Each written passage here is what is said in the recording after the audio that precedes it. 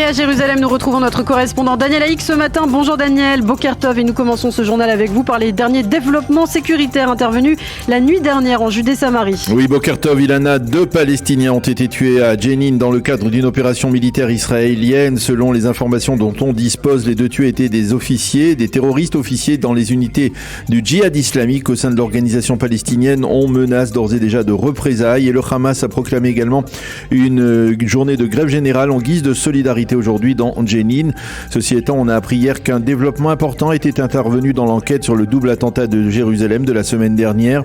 Dans la nuit de mardi à mercredi, les forces israéliennes ont en effet arrêté un terroriste qui serait lié de près à la préparation de ces attentats. Je vous rappelle que le ou les auteurs de ce double attentat n'ont toujours pas été retrouvés par les forces de sécurité.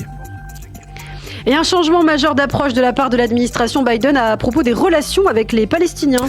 Oui, jusqu'à présent, il faut le rappeler, durant le gouvernement Bennett-Lapid, l'administration américaine avait pris soin de ne pas enclencher l'ouverture contestée d'un consulat général des États-Unis à Jérusalem, un consulat qui serait destiné uniquement à la population palestinienne. Mais au cours des derniers jours, et sans crier gare, c'est-à-dire sans prévenir du tout le gouvernement sortant israélien, ni même le prochain gouvernement, eh bien, la Maison-Blanche et le département d'État semblent avoir modifié cette approche. Alors pour l'instant, il ne s'agit pas encore d'ouvrir ce consulat général contre l'avis du gouvernement israélien, mais de nommer un émissaire qui sera l'interlocuteur spécial et privilégié des Palestiniens.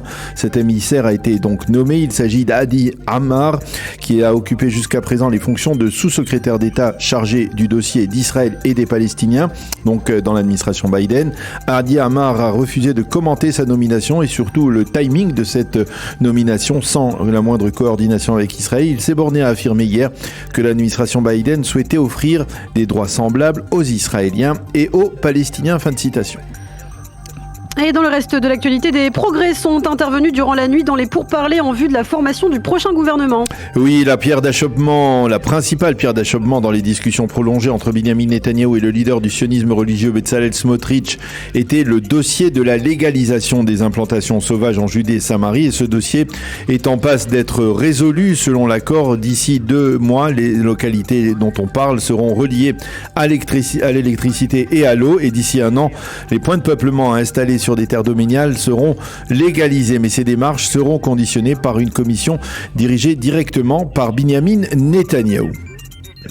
Et pourtant, il reste encore quand même plusieurs zones de tension dans la future coalition, Daniel. Oui, effectivement, le gouvernement n'est pas encore formé, les accords de coalition n'ont pas été encore signés et de manière paradoxale, les plus mécontents sont actuellement les députés du judaïsme de la Torah orthodoxe ashkénaze qui se plaignent d'avoir été discriminés dans la distribution des portefeuilles ministériels et dans leurs autres revendications. Autre mécontent, le parti Chasse qui se plaint d'avoir dû céder face aux exigences de Bezalel Smotrich. La crise de confiance entre Aryeh Deri et Binyamin Netanyahou qui a éclaté au grand jour il y a 3 jours à peine est bien réel. Enfin, après avoir conclu ces accords de coalition avec ses partenaires, eh bien, le futur Premier ministre aura la lourde tâche de calmer le mécontentement qui gronde au sein d'une partie des députés de sa propre formation, le Likoud, qui craignent d'être pris pour les laissés pour compte du prochain gouvernement.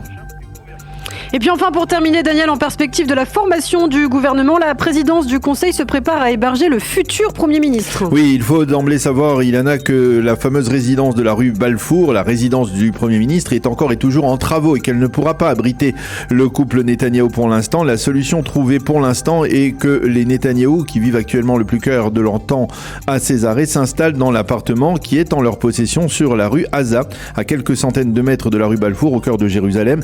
Seul problème, les résidents de l'immeuble où se trouve cet appartement s'opposent aux travaux de protection réclamés par les services de la protection rapprochée du Premier ministre. Ces travaux vont en effet réduire de moitié la taille du trottoir de la rue Haza.